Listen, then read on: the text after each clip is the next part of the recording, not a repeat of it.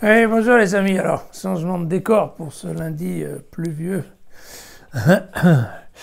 Nous continuons avec la lecture du livre du Deutéronome. Cette fois-ci nous sommes au chapitre 18, nous allons voir les versets 1 à 8. Vous vous souvenez que nous avons vu les dernières fois les éléments d'une véritable constitution dans laquelle on parlait déjà des rois et des juges, et des fonctions qui leur étaient attribuées aujourd'hui. Nous allons lire la fonction des prêtres et des lévites. Les prêtres lévites, toute la tribu de Lévi, n'auront ni part ni patrimoine avec Israël pour se nourrir. Ils auront les mets du Seigneur et son patrimoine. Le lévite n'a pas de patrimoine au milieu de ses frères. C'est le Seigneur qui est son patrimoine, comme il le lui a promis.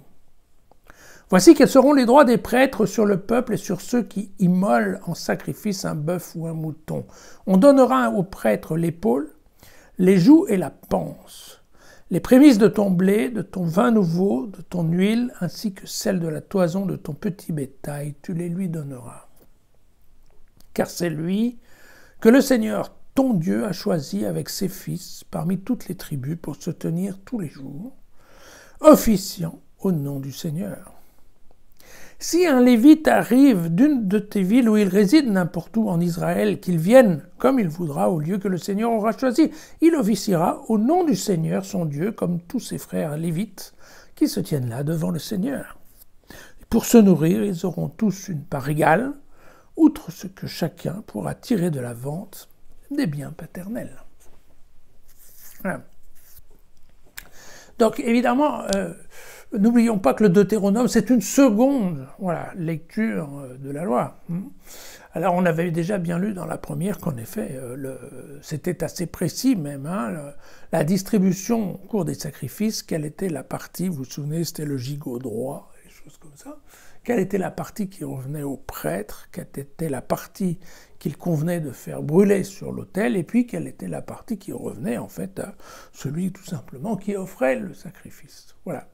Ici, en fait, le texte est un peu modifié. Pourquoi ? Parce que je vous ai dit, ça a à voir avec cette fameuse réforme de Josias et avec la concentration du culte sur un seul endroit, sur un seul temple, qui est celui de Jérusalem. Or, on l'a bien compris, au moment de l'installation en Israël du peuple hébreu, chacune des tribus avait en fait ses Lévites d'une part et également son temple, en tout cas son lieu de sacrifice, voilà, son sanctuaire. Voilà.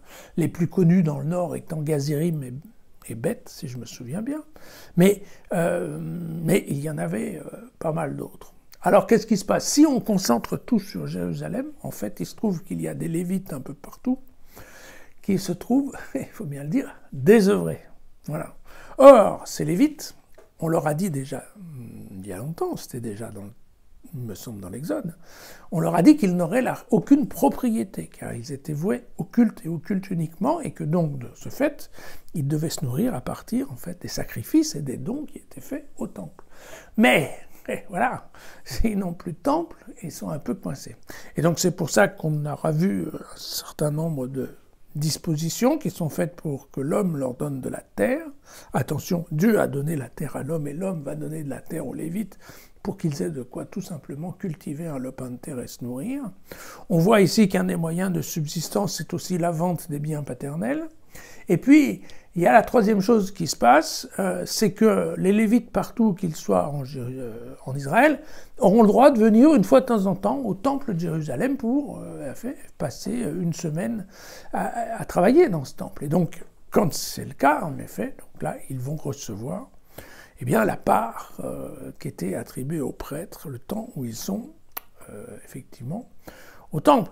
Et vous savez, on a une très bonne image de cela, c'est dans le début de l'évangile de Luc, puisque vous avez Zacharie, le père de Jean-Baptiste, qui était, on le dit bien, d'une ville du Nord, d'un village du Nord, il montait en province, et donc lui était par contre de service, effectivement, cette semaine-là, au temple, vous vous souvenez peut-être, et il était, en fait, quand l'ange vient lui parler, comme il ne croit pas, il se retrouve sans voix, vous vous souvenez, et donc le public est là, et il attend qu'il sorte, et il ne sort pas, et quand il sort, en fait, il n'arrive pas à parler. Voilà. Mais après, il s'en retourne, avec sa femme, Élisabeth, dans son village. Voilà, donc c'est exactement ce qui se passe. Alors, écoutez, il faut bien comprendre, et je crois que c'est un peu l'intérêt de ce texte, c'est de bien voir que la fameuse réforme de Josias, qui est enfin une conséquence de l'invasion du Nord, du royaume du Nord par les Assyriens, cette idée de vouloir concentrer en fait les deux peuples et les deux factions, si on peut dire religieuses, en une seule, évidemment ça a des conséquences non seulement sur le culte, mais aussi en fait sur l'équilibre économique de la société. Voilà, et c'est en ça que ce texte aujourd'hui était intéressant. À demain.